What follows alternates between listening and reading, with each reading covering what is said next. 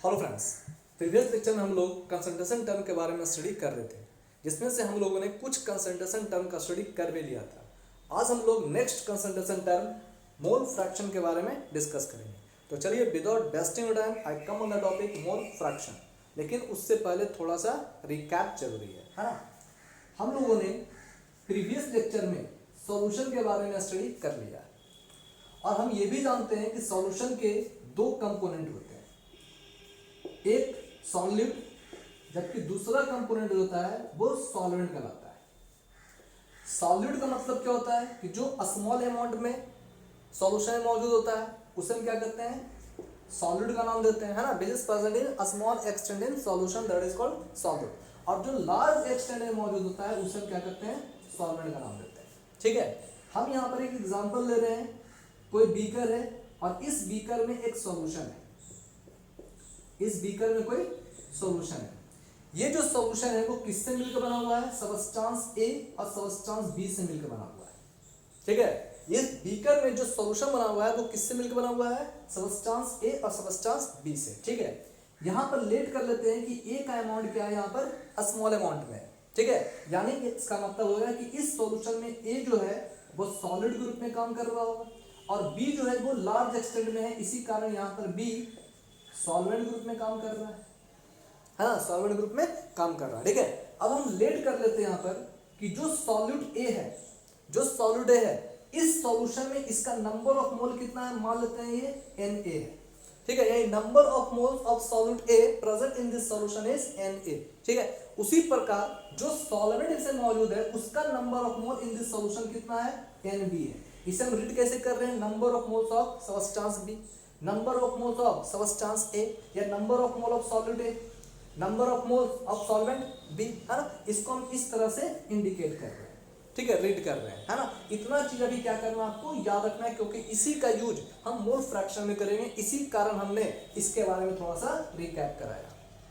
ठीक है, अब चलिए हम देखते हैं मोल फ्रैक्शन। आखिर मोल फ्रैक्शन है क्या। Mole fraction it is the name of a ratio.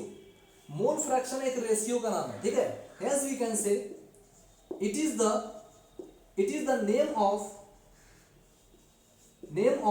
a ratio।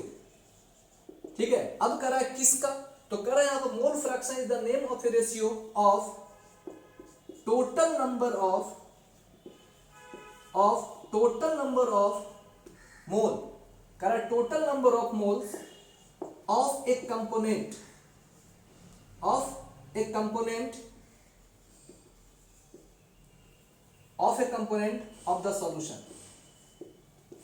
of the solution। यानी कह रहा है कि मोल फ्रैक्शन क्या है, mole fraction is the name of the ratio of total number of moles of a component of the solution. ठीक है, to the total number of moles of the solution. Total number of mole of the solution is known as mole fraction of that component है ना, उसे हम क्या कहते हैं, mole fraction of that component का नाम देते हैं। ठीक है, यानी इसके डिफिनेशन से ये पता चल रहा है कि मोल फ्रैक्शन क्या है, it is the name of a ratio, एक रेशियो का नाम है। किसका, तो कर रहे हैं यहां पर it is the ratio of total number of moles of component of the solution.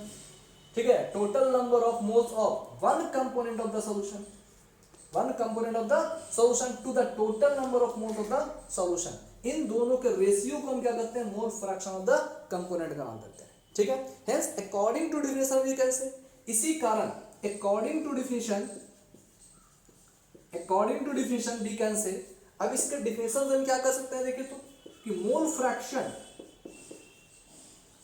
Fraction of one component, mole fraction of one component is equal to क्या हो जाएगा, number of moles of that component in the solution to the total number of moles of the solution.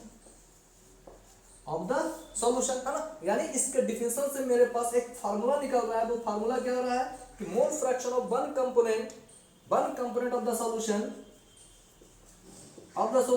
is equal to क्या हो गया, it is the ratio of number of moles of that component in the solution to the total number of moles of the solution, है ना। इसे हम क्या करें, मोल fraction of that component का नाम दें।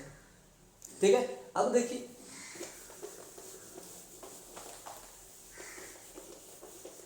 थोड़ा सा अब कर रहे हैं यहाँ पर कि mole fraction of one component of the solution.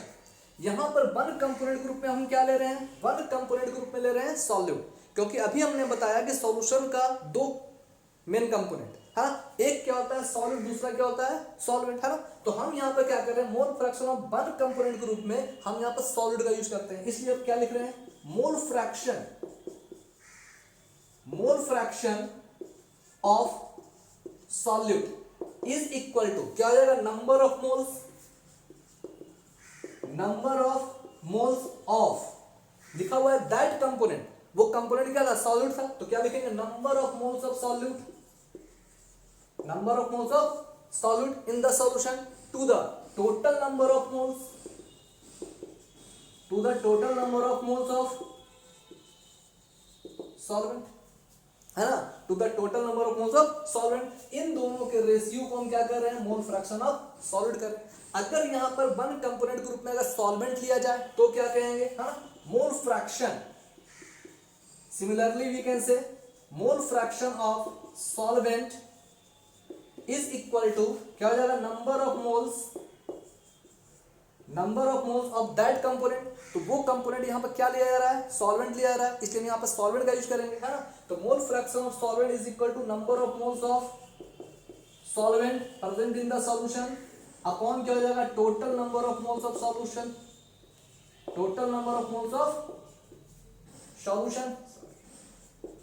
ठीक है, total number of moles of solution. ठीक है, अब इन दोनों के रेशियो को हम क्या कहेंगे, मोल फ्रैक्शन ऑफ द सॉल्वेंट का नाम देंगे। ठीक, अब ध्यान दीजिए, अब कहा जा रहा है ये जो मोल फ्रैक्शन ऑफ सॉलिड है, मोल फ्रैक्शन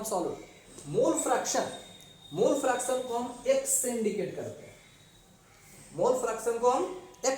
करते हैं, ठीक है। तो देखिए यहाँ तो मोल फ्रैक्शन ऑफ सॉल्यूट क्या लिखेंगे, x solute is equal to number of moles of solute, और number of moles of solute किससे इंडिकेट कर रहे थे, Na से, है ना, अपॉन क्या जाएगा, number of moles of solution. अब सॉल्यूशन का मतलब क्या होगा, number of moles of solution का मतलब क्या होगा, number of moles of solute और प्लस क्या हो जाएगा, number of moles of solvent. इन दोनों के सम को हम क्या करते हैं, number of moles of solution कहेंगे, है ना। Number of moles of solute plus number of moles of solvent को हम क्या कहेंगे, number of moles of solution कहेंगे, है ना। तो इसलिए कह रहा है कि x mole fraction of solid is equal to number of moles of solute upon क्या जाएगा, number of moles of solution, और सॉल्यूशन की लिए क्या लेंगे, number of moles of solute plus number of moles of solvent, है ना। ये आपका क्या हो जाएगा, एक फार्मूला बन गया। इसे हम क्या करते हैं, इक्वेशन फर्स्ट ले लेते हैं, ठीक है। इसे हम क्या ले रहे हैं, इक्वेशन फर्स्ट के रूप में इंडिकेट कर रहे हैं, ठीक है। अब ध्यान दीजिए, similarly we can say mole fraction of solvent, mole fraction को हम x से इंडिकेट कर रहे हैं, तो मोल फ्रैक्शन किसका, सॉल्वेंट का। Mole fraction of solvent is equal to number of moles of solvent, number of moles of solvent क्या था, Nb, ठीक है। Number of moles of solution बराबर क्या हो जाएगा, number of moles of solute plus number of moles of solvent, यानी number of moles of solute plus number of moles of solvent, हां। इसे हम क्या कर रहे हैं, इक्वेशन सेकंड मान लेते हैं, ठीक है। यहां तक कोई प्रॉब्लम किसी को, है ना। चलिए अब ध्यान दीजिए, अगर कोई प्रॉब्लम होगा तो कमेंट बॉक्स में आप पूछ सकते हैं, ठीक है। चलिए अब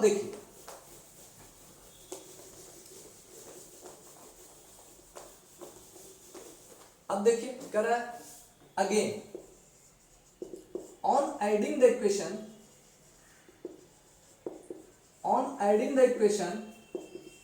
1 and 2 we get, on adding the equation we get, है ना। इक्वेशन 1 और इक्वेशन 2 को अगर ऐड करेंगे तो क्या होगा, देखिए, mole fraction of solute plus mole fraction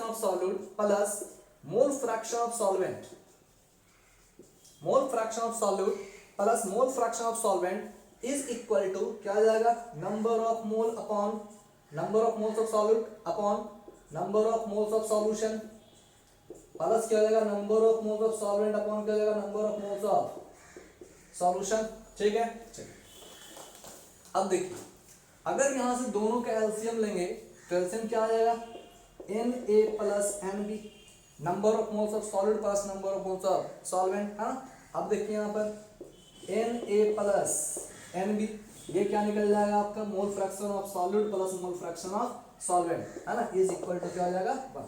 इसलिए हम कह सकते हैं कि mole fraction of solute plus mole fraction of solvent is equal to क्या हो जाएगा 1। ठीक है, यानी इसका मतलब क्या है कि the sum of mole fraction of all the component, the sum of mole fraction of all the component of the solution is equal to 1। ठीक है, उन सब का सम जो होता है वो कितना होता है 1 होता है। ठीक है, यानी सॉल्यूशन में जितना भी कंपोनेंट मौजूद है उन सभी कंपोनेंट के मोल फ्रैक्शन का सम कितना होता है 1 होता है। ठीक है, ये आपको याद रखना है। ठीक है, इसका यूज जो होगा वो न्यूमेरिकल्स वगैरह प्रॉब्लम कर, है ना, न्यूमेरिकल प्रॉब्लम को सोल्व करने में यूज होगा। ठीक है, चलिए अब ध्यान दीजिए, तो मोल फ्रैक्शन तो आप समझ गए कि मोल फ्रैक्शन किसे कहते हैं, है ना। अब थोड़ा सा और इसे एक्सटेंड करते हैं। अब देखिए, अब इस मोल फ्रैक्शन का रिलेशन एवरेज मास से हम किस तरह से करते हैं। ठीक है, देखिए एवरेज मोलर मास से हम किस तरह से इसका रिलेशन करेंगे। ठीक है, तो ध्यान दीजिए, हम जानते हैं यहां पर कि एवरेज मोलर मास, ठीक है, अब हमें जानना क्या है रिलेशन बिटवीन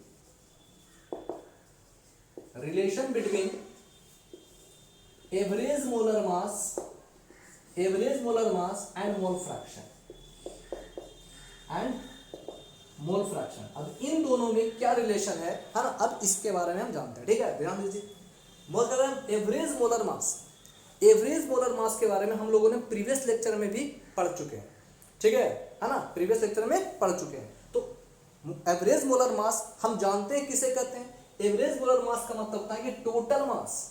ठीक है, हम जानते हैं यहां पर कि total mass the sum of total mass. ठीक है, हम जानते हैं यहां पर टोटल मास अपॉन क्या हो जाएगा टोटल नंबर ऑफ मोल्स, ठीक है, क्योंकि हम जानते हैं यहां पर, ध्यान दीजिए, average molar mass equal to क्या होता है टोटल मास अपॉन क्या हो जाएगा टोटल नंबर ऑफ मोल्स। अब यहां पर टोटल मास कैसे कैलकुलेट किया जाता है, हम जानते हैं यहां पर कि number of mole is equal to weight in gram, यानी mass weight in gram upon molar mass. ठीक है, इसलिए हम जानते हैं कि mass of one component is equal to क्या होता है n into m and number of mole into molar mass. ये क्या निकल जाता है, ठीक है, वेट इन ग्राम निकल जाएगा। ठीक है, किसी कंपोनेंट का मास, किसी एक कंपोनेंट का मास इज इक्वल टू क्या हो जाएगा n इंटू m होगा, जहां m क्या molar mass of that component.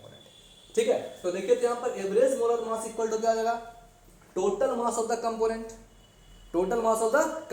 In the solution, है ना, total mass of the component in the solution upon क्या होगा total number of moles of that है ना, ऑफ द सॉल्यूशन वही कर सकते हैं। ठीक है, अब ध्यान दीजिए, अब कर रहे हैं यहां पर कि टोटल मास क्या हो जाएगा यहां पर फर्स्ट कंपोनेंट के लिए टोटल मास हम कह सकते हैं यहां पर n1 m1, लेकिन यहां पर कंपोनेंट कौन है a और b है, तो हम यहां क्या देंगे total mass of component a, तो क्या हो जाएगा na इंटू क्या हो जाएगा ma प्लस क्या होगा टोटल मास ऑफ सॉल्वेंट, है ना, तो मास ऑफ सॉल्वेंट कितना हो जाएगा Na Nb plus Mb, Nb into Mb।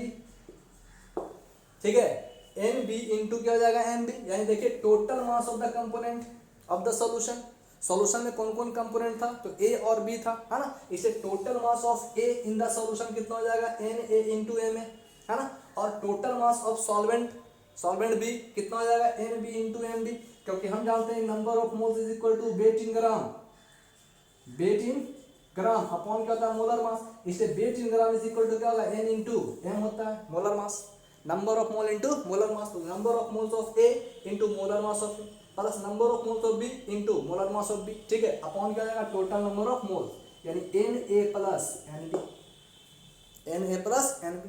ठीक है, अब ध्यान दीजिए, अब कर रहे हैं यहाँ पर कि molar average molar mass is equal to Na into Ma plus Nb into Mb upon Na plus Nb। ठीक है, अब ध्यान दीजिए, ऑन सेपरेटिंग द वैल्यू, अब इस वैल्यू को सेपरेट करने पर हम क्या गेट करेंगे, देखिए तो Na upon Na plus Nb into क्या हो जाएगा Ma, है ना, Ma प्लस क्या हो जाएगा Nb upon N A plus N B into क्या हो जाएगा M B into M B average molar mass is equal to average molar mass is equal to और average molar mass is equal to, अब ध्यान दीजिए, N A upon N A plus N B. अब फिर हम इसका formula निकाले थे, तो from equation 1 B can say mole fraction of ए यानी मोल फ्रैक्शन ऑफ सॉलिड, ठीक है, इनटू क्या हो जाएगा molar mass of A plus क्या होगा mole fraction of solvent B into क्या हो जाएगा मोलर मास ऑफ बी, ठीक है। It is the average molar mass, ठीक है। तो इस तरह से हम एवरेज मोलर मास और मोल फ्रैक्शन में क्या रिलेशन होता है इसको भी हम यहाँ से इंडिकेट कर सकते हैं, ठीक है। It is the equation number 4। तो ये सब जितना भी इक्वेशन है वो सब बहुत ही ज्यादा इंपॉर्टेंट फार्मूला के रूप में न्यूमेरिकल्स प्रॉब्लम को सोल्व करने में यूज होगा, ठीक है। तो आई होप आपको ये वीडियो अच्छा लगा होगा। प्लीज लाइक शेयर और सब्सक्राइब जरूर करें। नेक्स्ट वीडियो में नेक्स्ट लेक्चर में हम लोग मोलारिटी के बारे में स्टडी करेंगे, अब वो भी एक अमेजिंग में, ठीक है। तब तक के लिए हमसे जुड़े रहें, है ना। धन्यवाद।